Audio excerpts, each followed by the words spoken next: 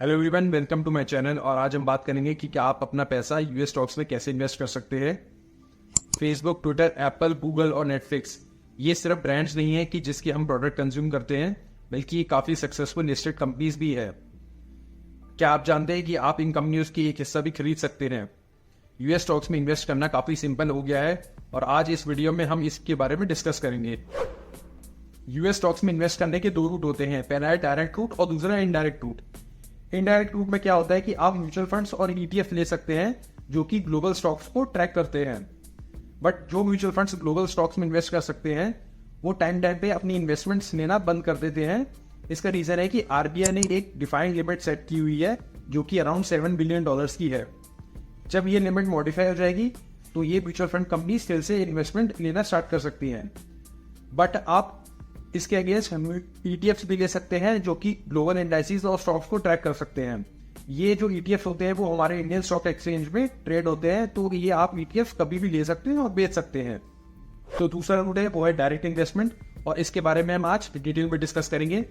Basic requirement ये है कि आपको अपना एक ट्रेडिंग अकाउंट ओपन करना होगा इंडियन ब्रोकर के साथ, जिसका टाइप एक फॉरेन ब्रोकर के साथ हो। जब आपका ट्रेडिंग अकाउंट ओपन हो जाए तो आपको फंड ट्रांसफर करने होंगे। यहाँ आपको आरबीआई के लिबरलाइज्ड रेमिटेंस स्कीम यानी कि एलआरएस के फॉरेक्स फॉर्मेलिटीज का ध्यान रखना होगा। तो यहाँ एक सवाल उठता है कि आप अपना कितना पैसा इन्वेस्ट कर सकते हैं। तो एलआरएस के थ्रू, जो कि एक इंडिविजुअल इंक्लूडिंग माइनर्स को $250,000 जो कि 2 करोड़ के आसपास होता है, इतने पैसे को रिमिट करने की एक फाइनेंशियल ईयर में आजादी देता है। यहाँ तो एक बात याद रखनी होगी कि आपको अपना रुपीस को यूएस डॉलर में कन्वर्ट करना होगा, तभी आप यूएस स्टॉक्स में इन्वेस्ट कर सकते हैं। डायरेक्ट इन्वेस्टमेंट करने का एक दूसरा तरीका भी है जहां आप अपना अकाउंट फॉरेन ब्रोकरेज के साथ खुलवा सकते हैं जिसका प्रेजेंस इंडिया में भी हो। एक तीसरा तरीका भी है जो रिसेंटली इंट्रोड्यूस हुआ है, बट ये यूएस स्टॉक्स के सारी यूएस को कवर नहीं करता। ये फिलहाल 8 कंपनीज तक लिमिटेड है। मैं यहाँ बात कर रहा हूँ एनएससी के आईएफएससी की, जो कि इंटरनेशनल फाइनेंशियल सर्विस सेंटर है। यहाँ पर ट्रेडिंग रात के 8 बजे से सुबह 2:45 बजे तक होती है। इसमें जो 8 यूएस कंपनीज आती हैं जहाँ पर इन्वेस्ट कर सकते हो वो है Apple, Google, Meta, Walmart, Netflix, Microsoft जैसी कंपनीज। अगर आपको एनएससी एफएससी के थ्रू इन्वेस्ट करना है तो आपको ये 6 स्टेप्स का ध्यान रखना होगा। सबसे पहले आपको गिफ्ट सिटी में एक डीमैट अकाउंट ओपन करना होगा। सेकेंड, आपको ये देखना होगा कि आपका जो ब्रोकर है वो ऑलरेडी डिपॉजिटरी पार्टिसिपेंट्स है या नहीं। थर्ड, आपको एक ट्रेडिंग अकाउंट भी ओपन करना होगा।